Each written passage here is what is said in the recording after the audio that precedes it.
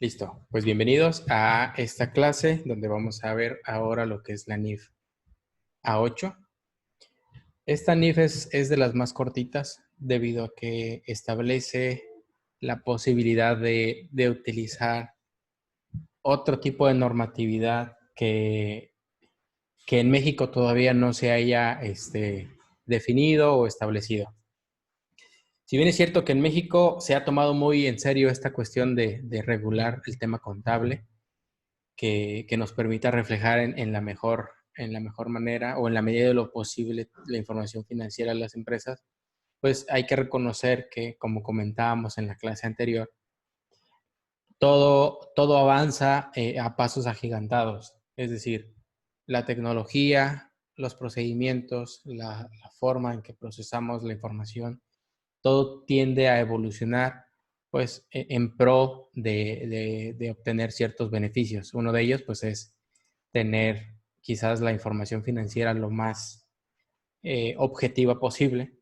Y por ello pues es normal que en ciertas situaciones existan situaciones sí, eso, valga la redundancia. En ciertas situaciones la misma NIF no contemple ese tipo de cuestiones.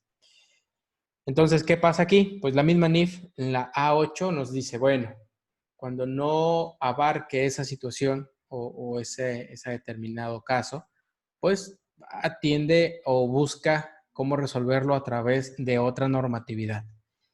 Entonces, como les decía, si bien es cierto que la normatividad actualmente es muy robusta y que en cierta medida se ha tratado de abarcar todas las actividades que acontecen a nivel nacional, pues estas, como les digo, van cambiando.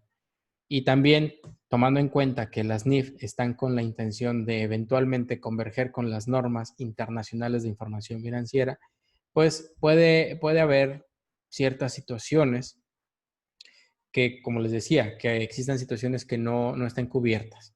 Entonces, esto da como posibilidad a que ante la ausencia de dicha norma en particular en materia contable, ojo, es importante mencionar, solo estamos hablando en temas contables, porque en temas de los impuestos, pues ahí sí no hay más para dónde hacerle. La ley tiene que especificarlo y si no lo dice, pues existe un hueco legal que en ciertos puntos pues se puede argumentar esta situación y eventualmente pues meter una especie de juicio ante la autoridad y ya sea que nos exente de esa obligación o que nos den ciertas facilidades a partir de esa omisión. Pero en temas contables, dado que no existe algo, digamos, punitivo, es decir, no por el hecho de que no las cumpla, pues no hay problema. Sin embargo, la misma ley, la misma norma, la 8, pues dice, bueno, no te compliques, si algo no existe en tu país, aplica lo que digan otras normatividades ya de carácter internacional, o por lo menos observa lo que dice algunas otras normas, como las de Estados Unidos, que eventualmente les mencioné al principio de este curso. Observa lo que dicen ellos, incluso dado que puede darse la situación de que tengas operaciones con este tipo de países. Entonces, observa lo que dicen ellos y todo bien. Entonces, dicho eso, la misma NIF nos dice que existe supletoriedad cuando la norma, la norma de información financiera es cubierta por otro conjunto de normas distintas al que tenemos ya establecido en el Estado mexicano. Para ello, obviamente, tiene que cumplir ciertos requisitos. No es nada más de, pues a mí me gustó esa norma. Entonces, ¿qué requisitos debemos tener? Primero que nada, tiene que ser vigente. Eso es primordial, dado que estamos en un entorno cambiante, entonces tenemos que observar qué norma estamos aplicando y que obviamente esta sea vigente. Lo siguiente es que en ninguno de los principios o postulados que hemos venido manejando, pues no lo contraponga, no lo contradiga o no diga todo lo contrario a lo que hemos venido ya estableciendo dentro de un marco normativo contable, ¿sí? La siguiente característica o requisito que debe cumplir es que sea una norma que diversos organismos ya la hayan tenido como reconocida o por visto buena. Esto es, pues que sea reconocida a nivel internacional. ¿Sí? El siguiente, el número 4, establece que debe estar dentro de un marco normativo ya establecido, sobre todo porque recordemos que en toda esta cuestión la normatividad ya es muy importante. Entonces dice la NIF, bueno, si no vas a aplicar o no aplica en tu situación alguna de las que ya hemos establecido aquí, pues de pronto lo que sí debes cuidar es que ya esté dentro de un marco teórico normativo ya, pues ya establecido por algún organismo de manera oficial. Número 5, dentro de los requisitos, pues es cubrir plenamente la operación a la cual estamos llevando a cabo este tipo de aplicaciones supletorias. Después, el siguiente es aplicarse exclusivamente, ojo aquí, cuando no exista una normatividad en particular. Esto es, no porque sea a gusto, como les decía en un principio. Si ya la misma NIF ya lo establece o ya establece cuál va a ser el mecanismo de presentación y revelación en los estados financieros, si ya existe algo dentro de las NIF, no podemos aplicar algo fuera. Caso contrario, si no existe, pues entonces sí, ahora sí ya podemos aplicar esta NIF. Número siguiente, que vendría siendo creo que el 8, o a ver, sí, bueno, 7, 8, el que siga. Dice aplicarse únicamente sobre los temas que no estén contemplados en los objetivos y alcances de una norma en particular dentro de las NIF. Es muy parecido al anterior, que es como, ok, vas a aplicarlo, bueno, ya agotaste todo lo que las NIF dicen y no aplica en tu situación, entonces ahora sí puedes aplicar esa norma de manera supletoria.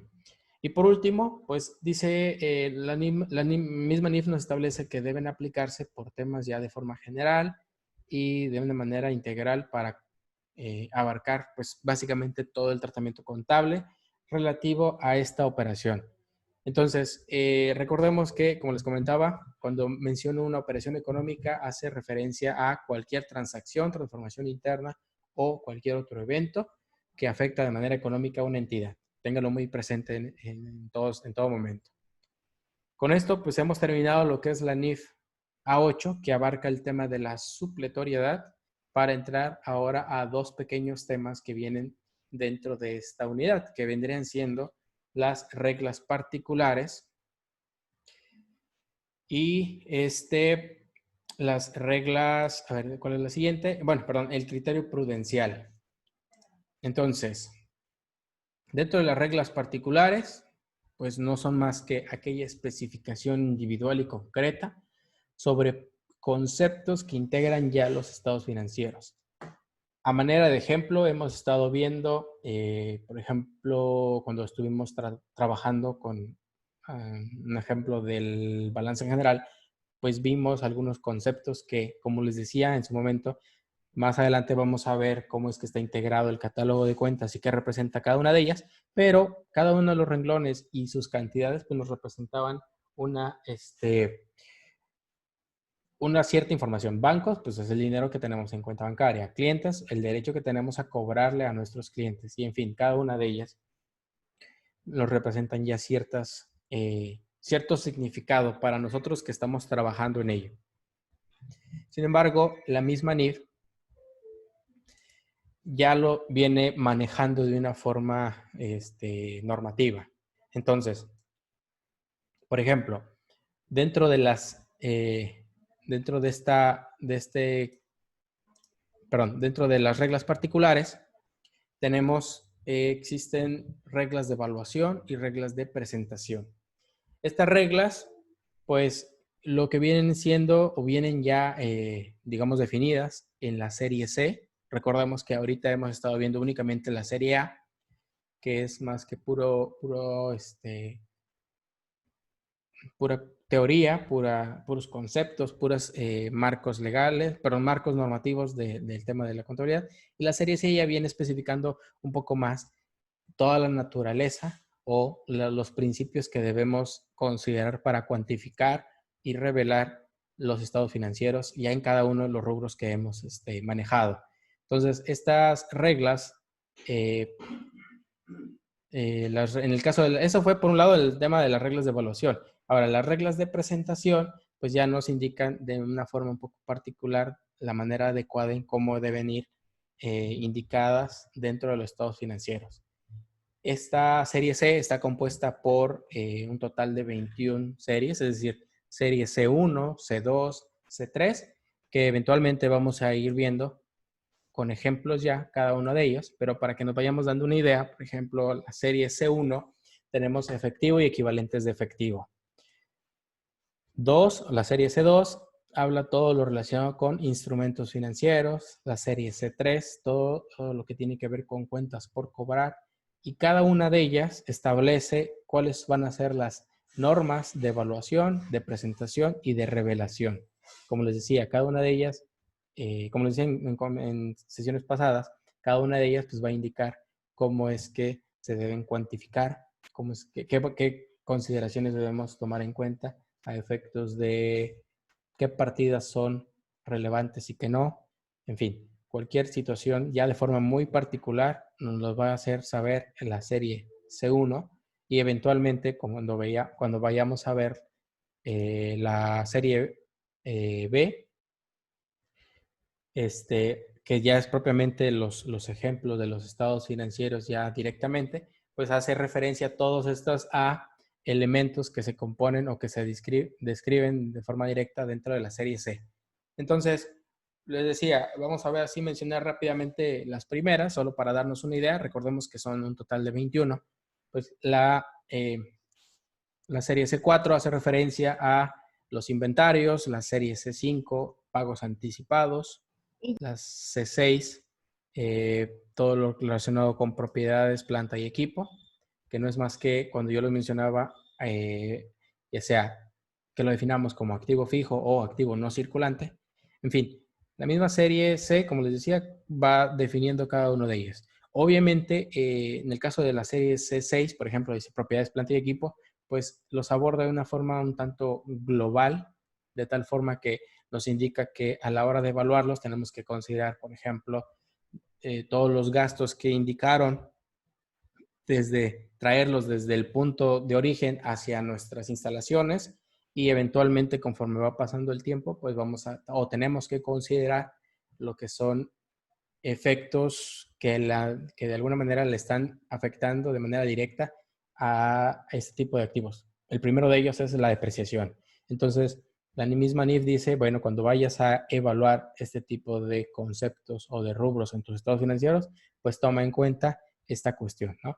Entonces, eventualmente vamos a ir viendo cada uno de ellos conforme vayamos avanzando, que es en la siguiente unidad, bueno, cómo se componen, qué son, cuál es la naturaleza, básicamente todo lo que tenga que ver en torno a cada una de estas cuentas. Y siguiente, como les decía, ya como último punto dentro de esta unidad, pues estamos hablando del tema de criterio prudencial. En temas de forma muy rápida, podemos decir que tiene que ver todo o todo gira en torno al juicio profesional, que no es más que la experiencia que hemos acumulado a través del tiempo y a través del estudio de las normas de información financiera y de haber vivido ya ciertas situaciones que nos permitan tomar una decisión frente a otra. Entonces, este juicio profesional pues, nos permite emplear conocimientos ya sea técnicos o la experiencia que hemos vivido, que hemos tenido ya dentro de la organización y el registro contable y demás, pues para seleccionar un curso de acción que aplique dentro de las normas de información financiera. Obviamente, la finalidad siempre va a ser seleccionar la opción más conservadora, procurando en todo momento, pues considerar el beneficio que les aportemos a los usuarios de la información financiera.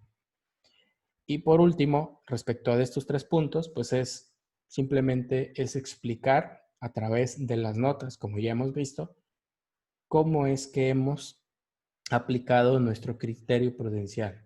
Es decir, básicamente es justificar cuál ha sido la razón por la cual hemos determinado un curso de acción u otro en materia de procesar la información financiera. Tenemos la ventaja de que ya tenemos muy explorado todo el tema de la información, de la normatividad, entonces en la mayoría de los casos no tenemos que, como decimos de forma tradicional, no tenemos que inventar el hilo negro, sino que ya de alguna manera ya está establecido cómo va a ser nuestra actuación, qué criterios vamos a tomar y eventualmente, como les acabamos de mencionar al principio de esta sesión, en caso de que alguna situación se dé que no se aplique dentro de esta normatividad, pues tener el criterio o la capacidad suficiente para decir, ok, voy a tomar esta normatividad que le aplica a este caso y que cumple con todos los requisitos, que es vigente, que no se contrapone, que no contradice, está reconocida de forma internacional, etcétera. Entonces, todo esto pues tiene que ver ya con la experiencia que uno va adquiriendo conforme va avanzando a lo largo de todo este tiempo de ya sea de práctica o de estar acumulando conocimiento técnico de forma directa. Entonces, pues, ¿para qué nos sirve? O mejor dicho, una vez que ya hemos de alguna manera obtenido todo este bagaje o toda esta experiencia en conocimientos y demás, pues nos permite actuar rápidamente para la elaboración de estimaciones y provisiones contables. En algún punto les llegué a mencionar que si bien es cierto, dentro de las partidas que tenemos, dentro de los activos, una de ellas, por ejemplo, constituye el derecho a cobro. Es decir, cuando un cliente me debe, pues yo tengo derecho a cobrarle.